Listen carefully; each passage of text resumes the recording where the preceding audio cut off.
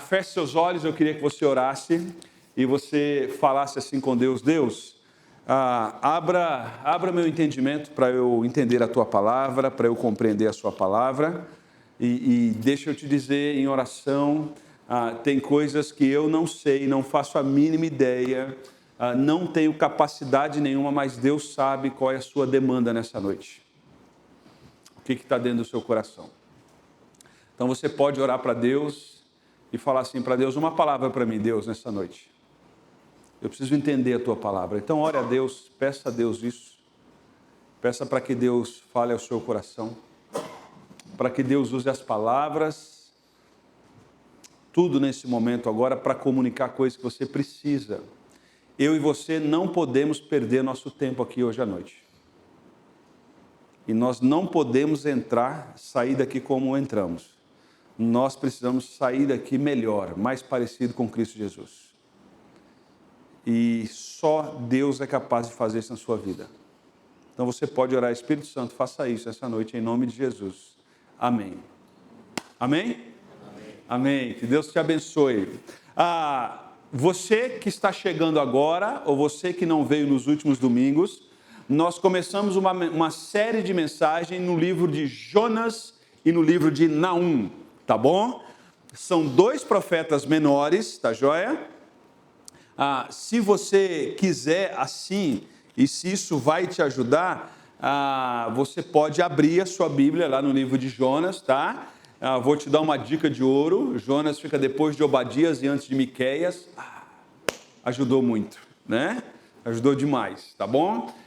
Você pode abrir o seu texto e Jonas vai falar sobre graça e juízo. Na verdade, o grande sonho de Jonas seria escrever o livro de Juízes, o livro de Naum. O livro de Naum. Sabe por quê? Porque a história de Jonas é mais ou menos o seguinte, eu vou explicar para você o porquê que o sonho dele era escrever Naum. Deus chama Jonas. Jonas é aquilo que nós chamamos de profeta. E a primeira vez na história, isso é importante você gravar, tá bom? É a primeira vez na história, na Bíblia, no Antigo Testamento, que Deus levanta um profeta para anunciar fora de Israel. É aquilo que na missiologia nós chamamos de uma proclamação transcultural. Ele sai da sua cultura e ele vai para outros povos. Em todo o Antigo Testamento, se alguém quisesse ouvir falar sobre Deus, tinha que vir até Israel. Você ia até Israel.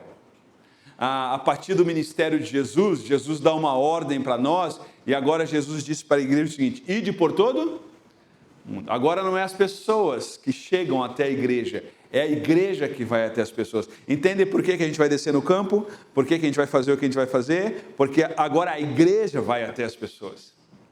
E Jonas é esse primeiro relato no Antigo Testamento de Deus chamando um profeta para pregar a um outro povo.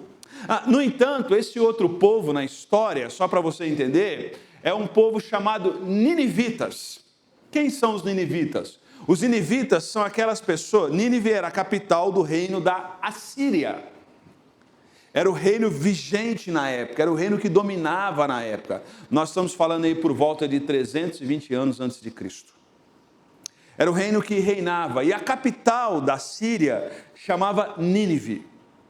Só para você ter uma ideia, Nínive é hoje onde é o Iraque, o país Iraque. E para ser um pouco mais preciso, a cidade de Nínive fica numa cidade no Iraque chamada Mossul. Mossul é uma das grandes cidades do Iraque. Não há presença evangélica mais em Mossul. A gente não tem estatísticas sobre presença evangélica em Mossul. E Deus diz para Jonas assim, vá até Nínive pregar o evangelho, falar de Deus para aquelas pessoas. Mas há um grande problema aqui. No capítulo 1, no versículo 1 do livro de Jonas, o texto começa assim, Jonas, que era profeta, e relata o nome do pai de Jonas. Está aí na sua Bíblia, qual é o nome do pai de Jonas? Amitai. Amitai. Não é um nome muito comum para a gente. Amitai era profeta. E os assírios, eles eram conhecidos como um povo muito ruim. Um povo que onde chegava atropelava quem estava na frente, passava em cima de todo mundo, não perdia para ninguém. A história diz que os assírios eram muito ruins. Por exemplo, eles tinham algumas práticas. Deixa eu relatar duas práticas aqui.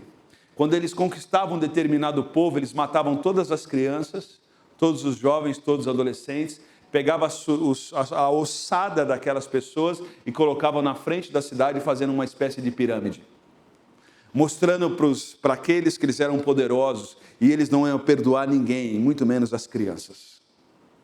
Há um outro relato que diz que quando eles chegavam nesses povos, eles pegavam as grandes patentes, os grandes homens e mulheres daquela cidade e jogavam água quente no seu corpo, tirava toda a sua pele e fazia aquelas pessoas desfilarem na cidade, no sol escaldante do Iraque, mostrando com uma espécie de coleira de cachorro no pescoço daquelas pessoas, dizendo: nós dominamos sobre essas pessoas. Era um povo extremamente ruim. Mas há um detalhe na história e no texto que chama a atenção na vida de Jonas. Sabe qual é? Jonas era filho de quem? Qual era a profissão de Jonas? Começa com pro e termina com feta. Profeta. Quando os assírios chegavam nos outros povos, eles faziam também três coisas. Eles matavam toda a família real. Eles matavam todos os sacerdotes e matavam os profetas e a família dos profetas. Jonas era filho de quem? E o pai de Jonas era o quê? Profeta. A história diz que por 14 vezes, desde a infância de Jonas até a vida adulta, os assírios tentaram invadir Israel. Por 14 vezes Jonas ouve falar que os assírios vêm, e se os assírios chegassem, os seus pais iam morrer. E Deus diz assim para Jonas: vá anunciar o meu juízo aos ninivitas, porque a maldade deles subiu como cheiro para mim. Perceba que há uma luta dentro do coração de Jonas. E qual é a luta dentro do coração de Jonas? A salvação dos ninivitas é igual à possibilidade da morte dos meus pais. Vocês estão me entendendo? E aí Deus dá uma ordem para Jonas: vá a Nínive. Sabe o que Jonas faz? Ele vai para uma cidade chamada Tarsis. Deixa eu exemplificar isso aqui para você. Nínive ficava a cerca de 800 quilômetros de Jope, de onde Jonas saiu, do porto de Jope. 800 quilômetros acima à direita. Jonas, ele pega uma passagem para viajar 3.800 quilômetros à esquerda. E ele vai para uma cidade chamada Tarsis, onde geograficamente hoje é conhecido o sul da Espanha, o Estreito de Gibraltar. Tarsis era basicamente, na linguagem da época, o fim do mundo. O fim do mundo. E como consequência da desobediência de Deus, vocês conhecem a história no capítulo 1, só para a gente se situar, como desobediência a Deus, Jonas entra naquele navio e toda vez que a gente quer desobedecer a Deus, o diabo oferece uma carona para a gente. E aparentemente as coisas se encaixam. Porque Jonas sai de Jope, acha passagem, entra no navio, tem vaga no navio, o dinheiro dele dá para pagar e esse navio vai para Tarsis. Parece que está tudo se encaixando, mas na verdade ele está fugindo de Deus, ele está desobedecendo a Deus. E no meio daquela viagem, quando eu desobedeço a Deus, eu tenho consequências. E a consequência imediata para aquelas pessoas foi uma tempestade no navio. E agora no capítulo 1 há um contraste. Qual é o contraste? Enquanto os marinheiros que são pagãos estão tentando resolver um problema e buscar a solução para esse problema, o profeta de Deus, o homem de Deus, a Bíblia vai dizer no capítulo 1 que o homem de Deus, o profeta de Deus, no meio da tempestade, sabe o que o profeta está fazendo? Dormindo no porão do navio. Enquanto está todo mundo querendo resolver um problema, o profeta, o homem de Deus, está fazendo, sabe o quê? Dormindo. E Jonas tem um discurso bonito. Ele tem um discurso bonito, mas a prática não combina com o discurso. E no capítulo 1, você não precisa abrir, o capítulo 1 de Jonas acaba dizendo assim: um grande peixe pegou Jonas e engoliu Jonas. Lembra disso? E agora a gente entra no capítulo 2 de Jonas. O capítulo 2 basicamente é o Deus que resgata os seus no fundo do abismo. Mas para a gente entender o capítulo 2, eu gostaria de propor uma tese para esse capítulo 2. E basicamente o que o capítulo 2 está dizendo é que Deus trabalha em nós para depois trabalhar através de nós. Dá para entender? Você consegue citar comigo junto isso aí? Vamos lá? Vamos lá? Deus trabalha em nós para depois trabalhar através de nós. É isso que Deus está fazendo com Jonas. Primeiro Deus vai trabalhar em Jonas, para depois Jonas entender o envio dele. Porque no capítulo 1, Jonas corre de Deus. Agora no capítulo 2, Jonas está correndo para Deus. A W. Tozer vai dizer o seguinte: é duvidoso que Deus use alguém grandemente, antes que ele o tenha ferido profundamente. Você já viu alguém dizendo assim: eu quero ser usado por Deus, eu quero ser usado por Deus, eu quero ser usado por Deus, eu quero ser instrumento nas mãos de Deus. Você quer ser instrumento nas mãos de Deus? Que bom, mas saiba que antes de Deus nos usar, Deus vai lapidar algumas coisas dentro do meu e do seu coração. Deus vai fazer isso. É uma espécie assim de incubadora. O que é uma incubadora? Não sei se você já viu aquele local onde abriga, apoia startups nos seus novos negócios, oferecendo recursos, espaço físico, consultoria, formação, e ali nasce uma empresa, cresce uma empresa e amadurece a empresa, mas ela precisa ir para essa incubadora para depois ela entender o mercado, ela ir para o mercado, ela lapidar o seu produto e cair no mar do mercado. O que Deus está fazendo para Jonas aqui é uma espécie de incubadora. Mas isso não é novidade, porque durante a história bíblica, Deus faz algumas incubadoras. Por exemplo, Moisés foi forjado no deserto, lembra da história? José foi forjado na prisão, Davi foi forjado na caverna, e Jonas agora é forjado dentro do ventre do peixe. Qual é a sua incubadora? Aonde Deus está te forjando?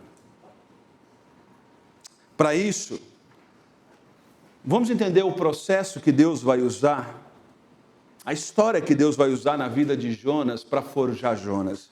Eu quero ler o capítulo 2, do verso 1 ao verso, possivelmente até o verso 10 com os irmãos, para que a gente possa entender o texto. Preste atenção. De dentro do peixe, Jonas orou ao Senhor, ao seu Deus, dizendo: em meu desespero clamei ao Senhor, e Ele me respondeu.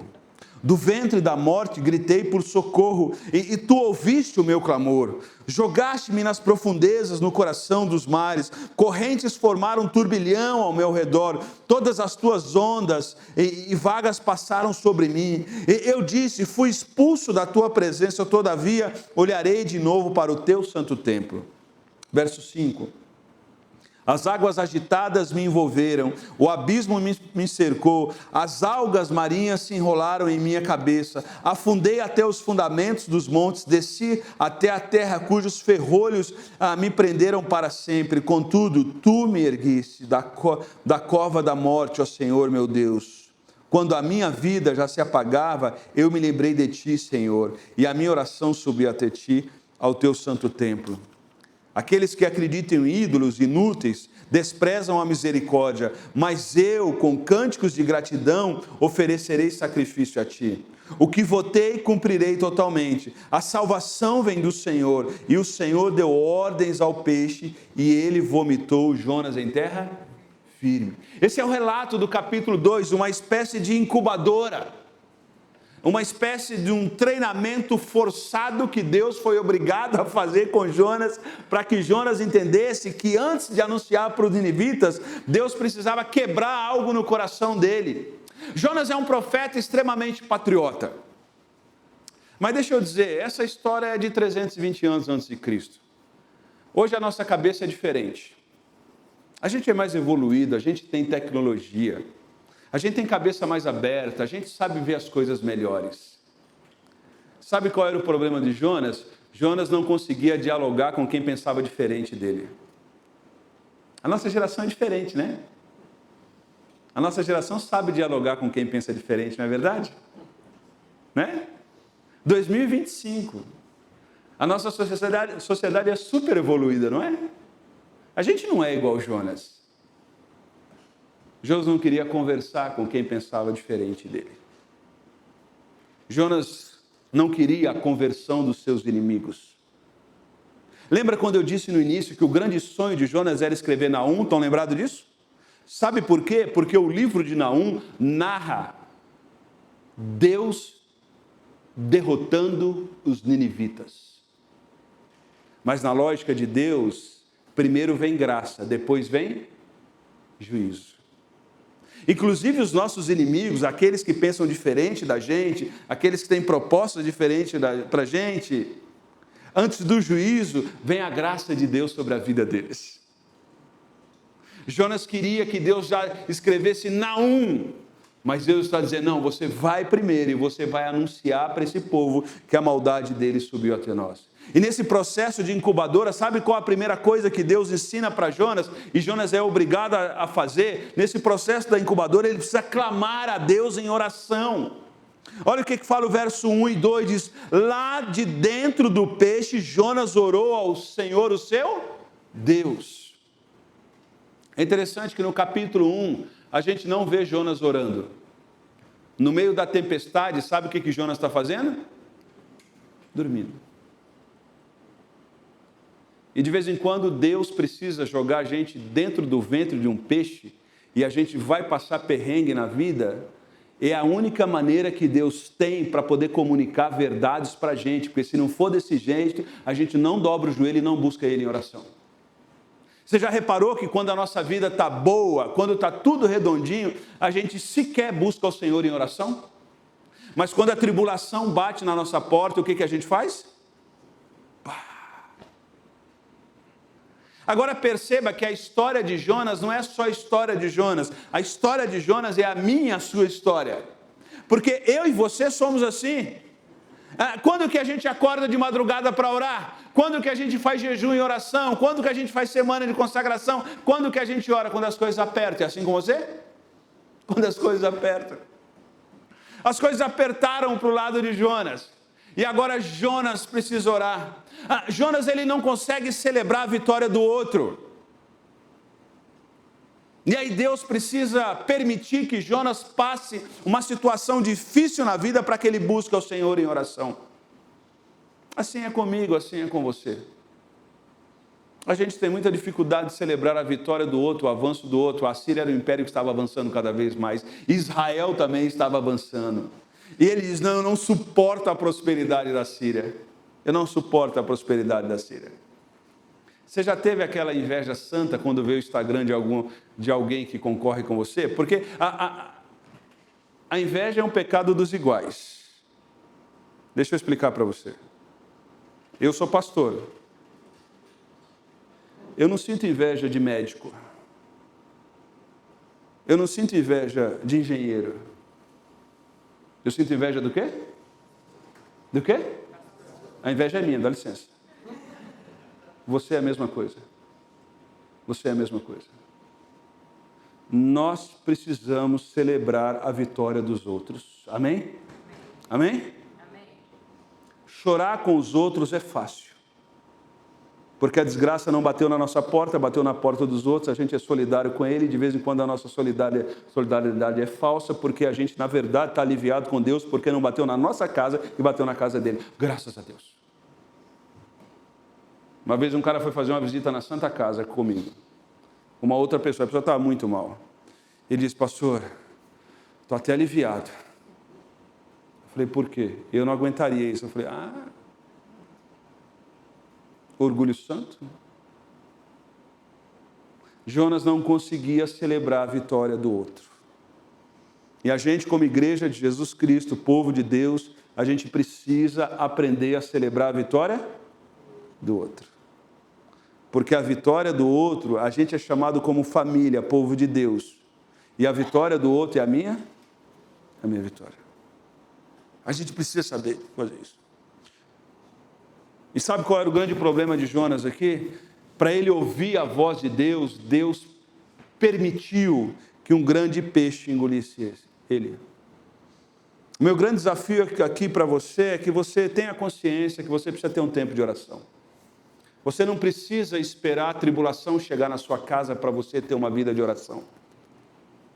Saiu um estudo a semana passada, numa grande universidade americana, sobre comportamento humano, e diz o seguinte: pessoas que meditam, oram e têm tempo de silêncio, em média elas têm 15 anos de vida a mais do que os outros.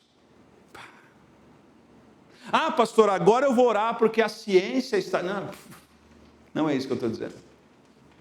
Eu estou dizendo que até a ciência comprova as Escrituras.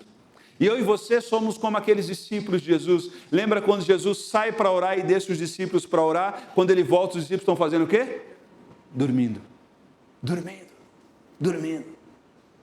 Não espere a dificuldade bater na porta da sua casa, não espere a enfermidade bater na porta da sua... Busque a Deus em oração nos bons e nos maus dias. Jonas precisou clamar ao Senhor, sabe por quê? Porque às vezes a gente acha assim, algumas pessoas dizem assim, só nos restaurar agora. Não é só nos restaurar, a oração não é o nosso último recurso, a oração é o nosso primeiro recurso. Comece. Lembra quando você começou a ir para a academia para fazer exercício físico? Na primeira semana, na segunda semana, na terceira semana que você ia no ódio, lembra disso? No ódio. Mas agora você criou o hábito, e agora o dia que você não vai, seu físico sente. Sabe o que eu aprendi? Começa com 5 minutos. Eu tenho aprendido de manhã orar, ler a Bíblia e ficar quieto na presença de Deus. Vocês estão me entendendo? Eu não vou falar assim para você, eu vou fazer uma aposta com você. Porque não pode, né? Não pode ter Bat Church. Pastor Bat Church. Mas deixa eu te dizer, eu te dou a minha palavra. Faça isso essa semana. E a semana que vem a gente volta a conversar. Vamos tomar um café, semana que vem. Faça isso essa semana, eu faço um desafio com você. Pastor, meia hora eu não consigo, 10 minutos. Leia um versículo da Bíblia, ore e fique em silêncio. 10 minutos, silêncio. Joga o celular fora. Fora não, bota num canto. Não acesse nada, fique num canto. Fecha os teus olhos e tenta ouvir Deus. Ora. Eu garanto para você que seu dia vai ser melhor. Amém? Eu garanto para você. E na outra semana a gente conversa. A oração, ela é oxigênio para a nossa alma. Eu não sei como alguém consegue viver sem isso. A oração é oxigênio para a nossa alma. Nós precisamos orar, porque quando a gente ora, a gente entende que sem o Senhor nada podemos fazer. Sem o Senhor nada podemos fazer. Você está no seu negócio, na sua empresa, ore a Deus. Você está prestes a fechar um contrato, bote aquele contrato na sua mesa, ore por aquele contrato, ore por aquelas pessoas e ouça o que Deus tem a dizer para você, amém? Você vai visitar um cliente para fazer uma venda, alguma coisa, não sei, no seu ambiente de trabalho, ore antes de fazer as coisas. Eu tenho tomado café com pessoas, e eu posso narrar uma experiência com vocês, algumas experiências. Algumas vezes eu oro por aquela pessoa que eu vou conversar. Toda vez que eu oro com antecedência sobre aquelas pessoas que eu vou conversar, a conversa flui melhor. Sabe o que a gente faz? A gente começa a fazer um monte de coisa, se comprometer com um monte de coisa, e depois a gente vem orando pedindo para Deus abençoar aquelas coisas. Mas a gente não perguntou para Deus se Deus queria aquelas coisas. Ora. Qual é o ventre do peixe que você está vivendo nessa noite?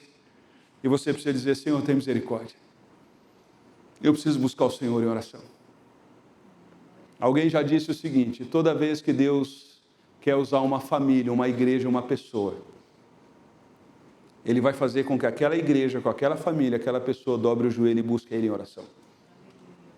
O profeta vai dizer, buscai ao Senhor enquanto se pode achar. Invocar enquanto está perto. O Josemar Bessa vai dizer o seguinte, se a aflição te fez orar, a aflição já fez o que com você? A questão não é se o meu problema foi resolvido ou não. A questão é se, quando eu passei por aquilo, se eu me tornei mais semelhante a Jesus Cristo. E o próprio Jesus dá exemplo. Lembra quando Jesus começou o seu ministério? Quando Jesus começa o seu ministério, qual a primeira coisa que ele faz? Ele ora e jejua no deserto, lembra disso? O próprio Jesus, antes de começar a trabalhar, ele fez o quê? E por que a gente não faz isso? Não precisa ser 40 dias, tá bom? Por que antes de colocar a mão no arado, a gente não busca o Senhor? Sabe por quê? Porque a gente acha que a gente vai conseguir fazer as coisas na nossa força. A gente acha que a gente é bom. A gente acha que a gente dá conta. E deixa eu dizer para você aqui nessa noite, a gente não dá conta. Dá para entender? A gente não dá conta. A gente não tem estrutura para isso. E a gente precisa falar ao Senhor, Senhor, se o Senhor não colocar a mão sobre isso, não vai acontecer nada. Não vai acontecer nada. Não vai acontecer nada. Clamar ao Senhor em oração, sabe por quê? A dor nos leva para mais perto de Deus. Você consegue entender isso? Cita comigo, a dor... Agora, cuidado, porque eu conheço gente que passa por dificuldade e fica mais azedo. A dor e a tribulação, o ventre do peixe, deve quebrantar o nosso coração e nos fazer pessoas melhores. Cuidado para que a dor não te faça uma pessoa amarga. Você já viu gente assim? O tempo passa, tem dificuldades e não fica mais gente boa, fica gente amarga. Deixa eu te dar um parênteses aqui. Eu não sei se você tem assim perto de você, e eu não sei se você é assim. Mas tem uns crentes que é chato demais. 2 de Jefferson, capítulo 2, versículo 1. Crente tem que ser gente boa. Amém? Amém? Amém? Tem uns crentes que é insuportável. Porque eu sirvo ao Senhor, você serve a Satanás. Porque a minha igreja é melhor, a de vocês não é boa. Não dá, não dá. Crente também tem aflição. E quando o crente passa por aflição, ele precisa sair da aflição melhor. Melhor. Mais gente boa. Mais agradável. A gente precisa andar na rua, preste atenção. A gente precisa andar na rua, no nosso condomínio, onde a gente vai cumprimentar as pessoas. Bom dia, como vai? Se Jesus andasse em São José, entrasse dentro do elevador, o que ele ia fazer? O que ele ia fazer? O que ele ia fazer? O que ele ia fazer? Quando vocês não responderam, eu vou parar. O que ele ia fazer? Bom dia, como vai? Como vai? Tudo bem? Se Jesus entrasse lá na sua empresa, ele ia cumprimentar o jardineiro e o CEO da empresa do mesmo jeito. Dá para entender isso? Dá para entender? Se Jesus entrasse na sua empresa, ele ia cumprimentar a tia do café e o gerente da mesma forma. Se Jesus foi gente boa, e com quem que Jesus não foi gente boa? Com os religiosos, com os crentes chatos, com os fariseus, com os saduceus, com os herodianos.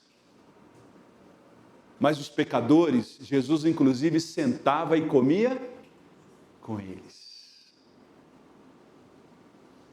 As tribulações da vida, as dores da vida, precisam nos fazer pessoas mais amáveis. Amém? Não deixe a dor que você está passando azedar o seu coração. Não permita que as portas que foram fechadas, as pessoas que te traíram, os prejuízos que você levou, azede o seu coração. Envelhecer não é opcional. Nós não temos a opção de dizer, não quero envelhecer. Não tem como, não tem. Eu já procurei, não tem. Vai por mim. Mas o tempo pode passar e a gente pode sofrer decepção, sim. Mas a gente pode sair dessas decepções mais maduros, mais amáveis, com palavras de graça na nossa boca e não de maldição. De vez em quando Deus nos leva para dentro do ventre de peixe. Sabe por quê? Para que a gente entenda que a dor nos leva para mais perto de Deus. E pode ter certeza, porque Deus, a segunda afirmação, Deus ouve as nossas orações. Mas no caso de Jonas, Deus ouviu as orações, mas foi uma espécie de disciplina que Deus fez com Jonas ali. Olha o que fala o verso 3: jogaste-me nas profundezas, no coração dos mares, correntezas formavam turbilhões ao meu redor, todas as tuas ondas e vagas passaram sobre mim. Há uma espécie de disciplina, porque Jonas desobedeceu a Deus. E aqui nós precisamos olhar com outros olhos, sabe por quê? Porque a Bíblia diz, e preste atenção nisso, isso é importante. A Bíblia diz que Deus disciplina aqueles que Ele ama. Ama. Se você passa por uma dor, que você sabe que é fruto de um erro seu, e você sabe que Deus está permitindo a dor por fruto de um erro seu, dê glórias a Deus. Porque é sinal que Deus não te abandonou, e é sinal que você é salvo, você é filho de Deus. E Deus disciplina quem é filho. A gente vive uma geração, a nossa geração que tem 20 e poucos anos, entendeu? Que não disciplina mais filho. A gente cresceu em família que a gente foi disciplinado. Um dia desse eu vi um cara postou uma tatuagem com um chinelo aqui da mãe dele. Você viu isso? Uma chinelada que a mãe dele deu aqui, tinha uma marca, aí ele tatuou, e ele escreveu pequeno assim embaixo: ela me amava. Hebreus. Aquela mãe amava, e por ela amar, o que ela fazia com o filho? Disciplinava. Os meus pais e os seus pais, você da geração de 20 anos aqui, os meus pais e os seus pais não estavam preocupados se a gente ia amá-los. Eles estavam preocupados se a gente ia respeitá-los. Lembra disso? E hoje tem uns pais aí que ficam assim: eu não vou porque eu quero que meu filho me ame. Você vai ver um delinquente que você vai criar. Não fique preocupado se seu filho te ama ou não. Se preocupe se seu filho te respeita. Sabe qual o resultado daquilo que minha mãe fez comigo? Naquela época não tinha o ECA, Estatuto da Criança e Adolescente. Sabe qual o resultado? Eu respeito e amo meus pais. E os meus pais não abriam mão de me disciplinar. Eu vi a havaiana voando. Eu vi vara de marmelo voando. Vi outras coisas voando também. Sabe o que aconteceu? Eu não cresci revoltado. Eu cresci amando o Senhor. A Bíblia diz que Deus disciplina aqueles que Ele ama. Provérbios vai dizer o seguinte: discipline os seus filhos e Ele dará descanso para a sua alma. Jonas está entendendo o seguinte: Deus me ama e por isso Ele está me disciplinando. A disciplina aqui em Jonas é um ato de graça de Deus, de amor, de bondade. E Jonas está entendendo isso. Clame ao Senhor em oração, amém? O que essa oração de Jonas, essa dor? A dor nos leva para mais perto de Deus. Deus ouve e responde às nossas orações, mas em algum momento da minha e da sua vida, Deus pode nos disciplinar. E quando Ele faz isso, sabe o que Ele está dizendo? Eu não vou perder você. Dá para entender? Dá para entender? Eu lembro que uma vez minha mãe me pegou de jeito, e ela disse assim para mim: você está andando com gente errada. Sabe qual o crime que eu tinha cometido? Fui na quermesse da Igreja Católica.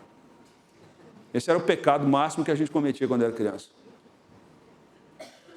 E claro, tinha um negócio de pau de sebo, eu subi no pau de sebo, aí tiraram foto minha, deu um rolo lascado.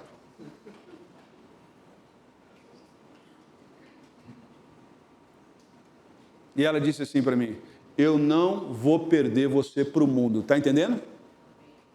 Ela botou o dedo na minha cara, eu lembro disso até hoje. Eu sou traumatizado com isso. E ela falou 3 vezes: eu não vou perder você para o mundo. Eu não vou perder você para o mundo. Eu não vou perder você para o mundo. Quem ama coloca limite. Deus amava Jonas e por isso Ele colocou limites na vida de Jonas. E Deus vai colocar limites na minha e na sua vida, porque Ele nos ama. Tim Keller vai dizer o seguinte, 2 falas dele para eu passar esse primeiro ponto. Ele vai dizer o seguinte: você não percebe que Jesus é tudo o que você precisa, até Jesus ser tudo o que você tem. E sobre Jonas, Tim Keller vai dizer o seguinte: para que Jonas começasse, enfim, a ascender, tanto nas águas quanto em sua fé, ele precisou ser levado ao próprio fim de si mesmo. O caminho para cima passava primeiro descer. E quando chegamos ao fundo do poço, que habitualmente descobrimos os maiores segredos sobre a graça de Deus. Clame ao Senhor em oração. Clame ao Senhor em oração. Em segundo lugar, Jonas nos ensina nessa noite que o pecado nos afasta de Deus. Olha o que ele fala no verso 4. Eu disse, fui expulso da tua presença, contudo, olharei de novo para o teu santo. Jonas está dizendo, eu errei. Isso é importante. Isso é importante. Esse negócio de não ficar dando desculpa. Não, eu sou assim porque meus pais eram assim. Não, eu sou assim porque eu fui criado numa família muito simples. Eu sou assim porque eu tinha um amigo. Eu tenho um amigo. Não sei se depois dessa mensagem vai continuar sendo meu amigo. E ele era muito grosso com as pessoas. E toda vez que ele era grosso, ele falava assim, eu tenho sangue espanhol. E eu falo mesmo. Comigo é assim, eu falo mesmo. Eu dizia para ele assim, você não tem sangue espanhol, você é mal educado. Você não tem educação. Mas meu pai era assim. Você conhece gente assim? Que a culpa das suas mazelas são dos seus pais? A culpa das suas mazelas é da criação? Tem gente que tem 30, 40, 50 anos nas costas e ainda está culpando os seus? Reaja. Reaja. Eu sou assim. E eu preciso lidar com isso. Agora, muito cuidado, sabe por quê? Porque a gente quer passar uma imagem para os outros que a gente não é. Eu cresci ouvindo a seguinte frase, todos nós somos farinha do mesmo saco, lembra disso? Lembra disso? O que está dizendo? Todos nós somos iguais. Eu e você temos pecado. A Bíblia diz que se a gente falar que não tem pecado, a gente é o quê? Mentiroso. A gente é mentiroso. O que a Bíblia diz é que eu e você precisamos tomar cuidado para não sermos escravos do pecado. Por quê? Porque o pecado, reconhecer a nossa condição, entender essa situação, o pecado ele nos faz perder o controle. Olha o que fala o verso 5. O verso 5 próximo, por favor. Ele vai dizer, as águas agitadas me envolveram e o abismo fez o que com a gente? Cercou. Aquilo estava cercando Jonas. É mais ou menos o seguinte. Só mais uma olhadinha. Pastor, eu sou casado há tantos anos, eu preciso apimentar minha relação. Eu preciso fazer algo diferente. Senta no formigueiro. É só um vídeo que eu estou vendo. Só para a gente curtir e apimentar a nossa relação. A gente traz para dentro de algo que é santo, coisa que é profana. Dá para entender? E a gente amaldiçoa aquilo que Deus falou que é santo. A Bíblia vai dizer que o leito de um casal é imaculado. Lembra disso que a Bíblia diz? E nós precisamos anunciar em alto tom que Deus honra aqueles que se alegram com a mulher da sua mocidade. Lembra disso do texto? Isso é bíblico. É só mais um, pastor. Pastor, é só mais um negócio que eu vou fazer. E se eu fizer esse negócio, eu vou ganhar uma grana e a minha família vai se dar bem. E deixa eu dizer para você, pastor, se eu fizer esse negócio, vai dar até para abençoar a igreja. Deus não precisa disso. Estão comigo? Deus não precisa disso.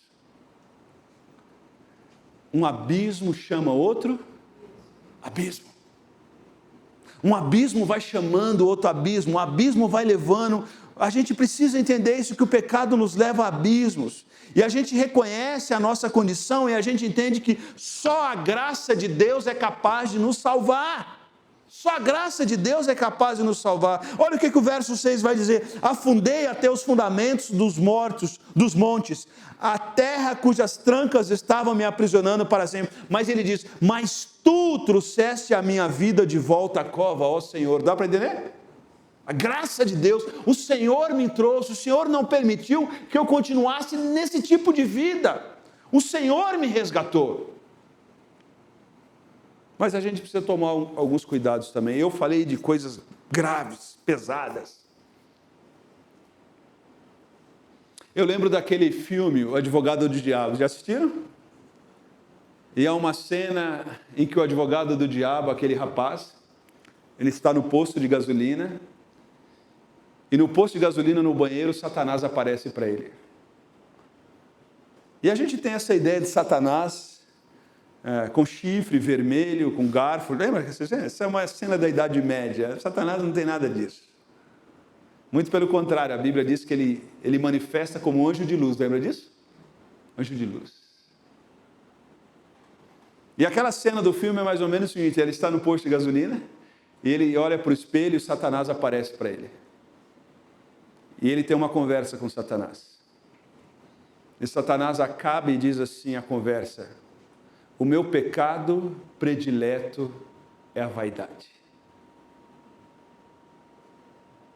Às vezes a nossa questão não é só mais uma clicada.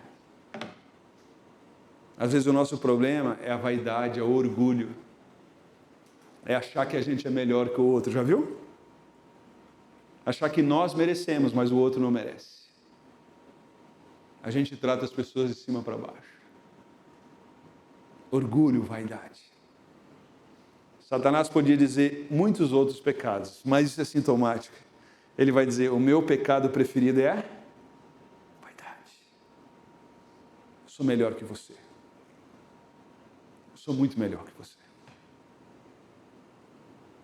A gente precisa reconhecer essas coisas que costumeiramente nos cercam.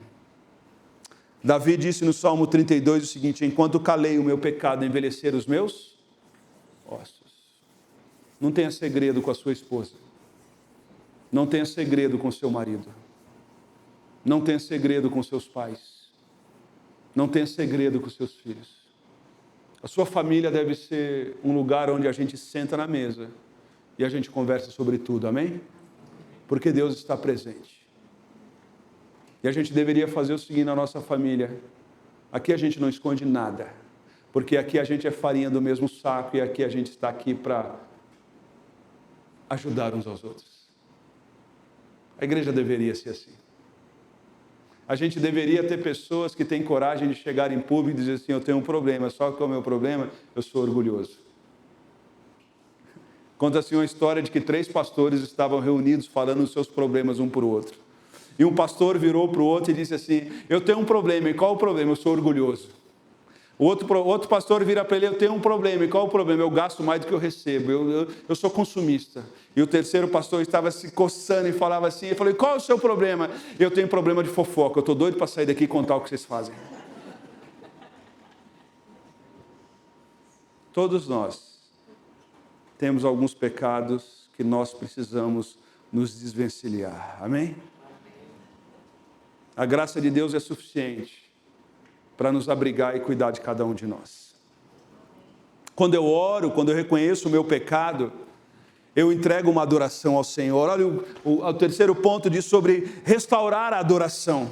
E o verso 7 e 8 diz o seguinte: quando a minha vida já se apagava, eu me lembrei de ti, Senhor, e a minha oração subiu até a ti, o teu santo templo. Ele está dizendo: eu ia no templo, eu ia congregar, eu estava junto dos irmãos, e agora eu sinto falta disso. Ele precisava restaurar a oração. Agora perceba o seguinte: a adoração é restaurada não quando a equipe de louvor toca bem.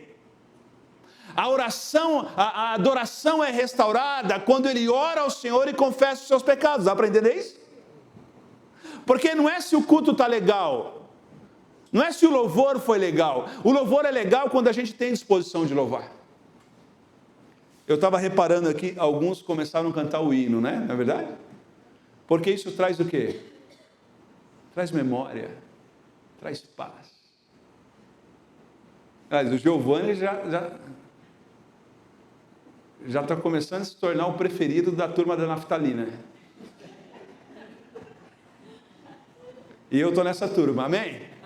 Eu faço parte dessa turma. Sabe por quê? Isso traz memória para a gente, não é verdade? Você dizer, se paz, ama, isso traz memória, não é? Isso traz coisa boa para a gente. Mas a questão não é quem tocou. A questão é que a gente tem coisa no nosso coração. E aí a gente entrega uma adoração a Deus. Não é o desempenho dos irmãos. É a nossa disposição no coração de adorar. O abismo me cercou. Eu orei a Deus, eu confessei o meu pecado. E agora Jonas está dizendo, eu posso ir ao templo de novo. Eu posso ir ao templo de novo. Eu posso ir. Eu não vou virar as costas mais para Deus. É isso que ele está dizendo.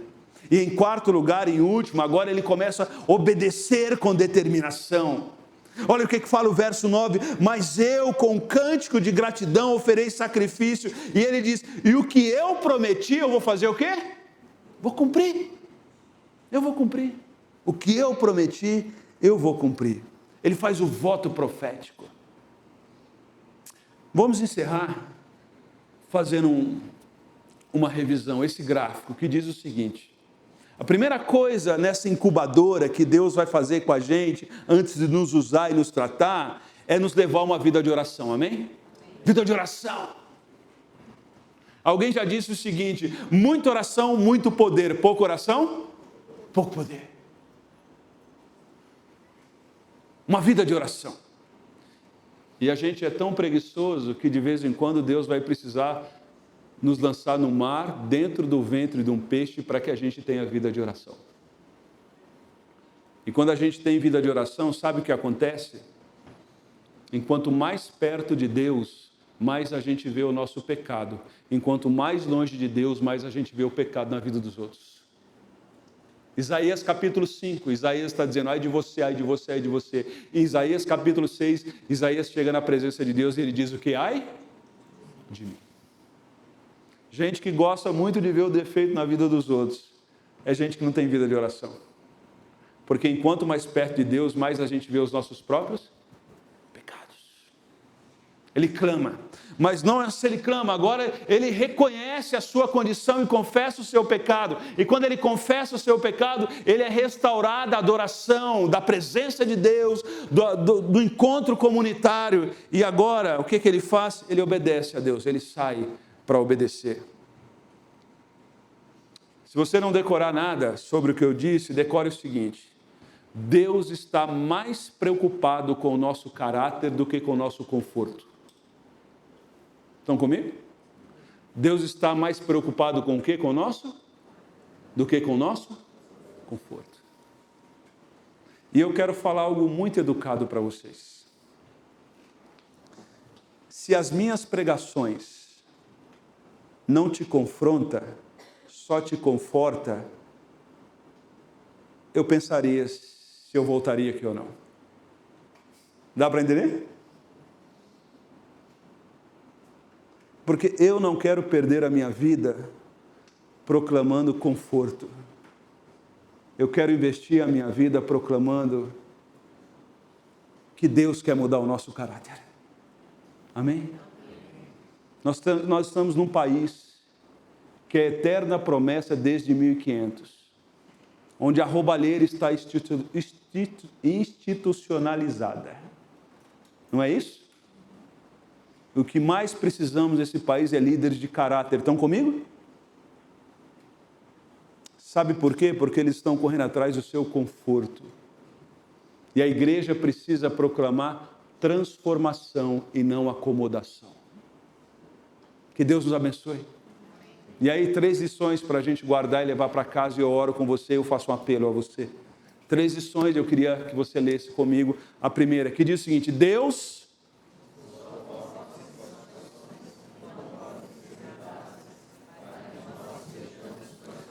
Você já chegou numa loja para comprar uma calça e levou um vestido? Porque o vendedor era tão gente boa que te convenceu? Agora você vai ler como um vendedor que vai convencer as pessoas, que vocês não me convenceram. tá? Eu ia embora aqui de depressão. Tá bom? Então, leia com convicção. Diz o quê? Deus coloca em situações que não podem ser mudadas para que nós sejamos transformados. Para você ir para casa. Tem coisa que não vai mudar, mas Deus vai nos mudar diante daquelas situações. Estão comigo? Orei ao Senhor 3 vezes, eu tinha um espinho na carne, Deus não tirou. Sabe qual foi a resposta de Deus para mim? A tua graça não basta. Tem coisa que Deus não vai mudar. E você sabe por que Deus não vai mudar? Porque se mudar, a gente abandona Deus. Então Deus disse, vai ser desse jeito, porque é a forma como você se submete a mim. Louvado seja Deus. Segundo, vamos lá. Deus se importa mais com o nosso caráter do que com o nosso conforto. Quando você estiver passando uma dificuldade dentro do ventre do peixe, com aquelas gosmas do peixe no seu corpo, saiba o seguinte, esse desconforto Deus está lapidando o meu caráter. Amém? Deus está lapidando o meu caráter. Caráter a gente não aprende na faculdade. Alguns de nós não tivemos referência dentro da nossa casa. E Deus vai tratar na igreja, no dia a dia, e Deus vai lapidar o nosso caráter.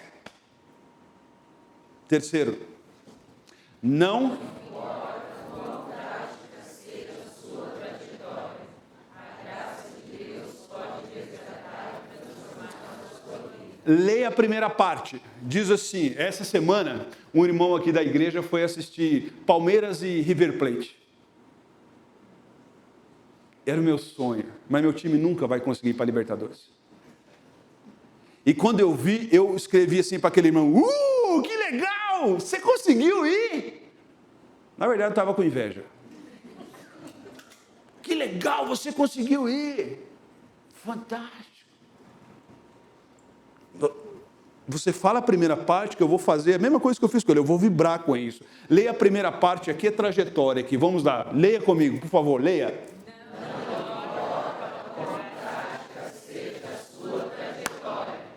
A graça de Deus pode resgatar a minha vida e a sua. Gol! Dá para entender? E aí eu encerro com um ditado popular para você. Já viu aquela história que diz que pau que nasce torto morre torto? A história de Jonas nos ensina o quê? Com Deus, pau que nasce torto, Deus endireita. Deus endireita. Deus endireitou a minha vida, está endireitando a sua, está endireitando a minha. Deus endireita a nossa vida. A graça de Deus é capaz de resgatar qualquer um. Qualquer um. Feche seus olhos, eu quero orar com você.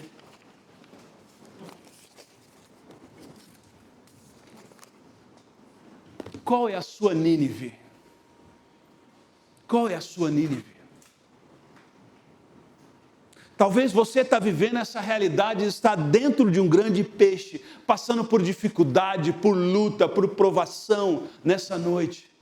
Talvez seja no seu emprego, talvez seja na sua família, talvez seja aqui na igreja, você está passando uma tribulação dentro do ventre desse peixe. Eu queria pedir para você em oração que você falasse assim para Deus: Deus, não permita que a tribulação endureça o meu coração, mas permita que a tribulação me quebrante e eu saia uma pessoa melhor.